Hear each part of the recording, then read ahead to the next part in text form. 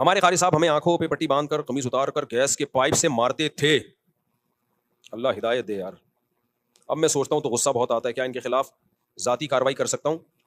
اپنے قاری صاحب کے خلاف فی الحال تو کارروائی نہ کریں, لیکن یہ تحقیق کریں ابھی بھی اگر وہ یہ کام کر رہے ہیں دوسرے بچوں کے ساتھ تو پھر ان بچوں کے ماں باپ کو بتائیں کہ ان کو سمجھائیں, نہیں سمجھاتے ایف آئی آر کٹائیں, ویڈیو بنا کے تھانے میں جا کے ایف آئی آر کٹائیں.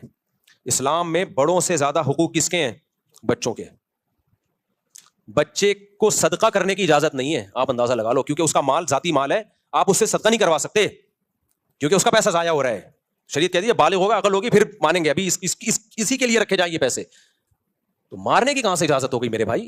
اور درندوں کی طرح بعض قاری لوگ کوٹتے ہیں. تو اس لیے مجھ سے لوگ پوچھتے ہیں کہ قاری بچوں کو مار سکتا ہے؟ میں جواب میں کہتا ہوں اس زمانے میں مارنا تو دور کی بات, کسی قاری کو, استاذ کو, چھوٹے بچے کی بات کر رہا ہوں, مارنا دور کی بات, ہاتھ لگانے کی اجازت نہیں ہے. ہاتھ لگانے کی صرف سر پہ پیار کرے, بس سر پہ ہاتھ رکھے بس, باڈی کو بھی ٹچ کرنے کی اجازت نہیں ہے. یہ فساد کا دور ہے.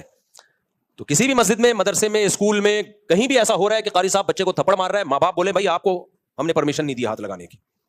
اس زمانے میں ٹھیک ہے وہ فتویٰ لائیں گے, جائز ہے نا, میں ان فتووں میں نہیں پڑھ رہا, میں بات کر رہا ہوں کس کی؟ اس زمانے کی. قطعاً اجازت نہیں ہے کیونکہ اس کی کوئی لمٹ نہیں ہے.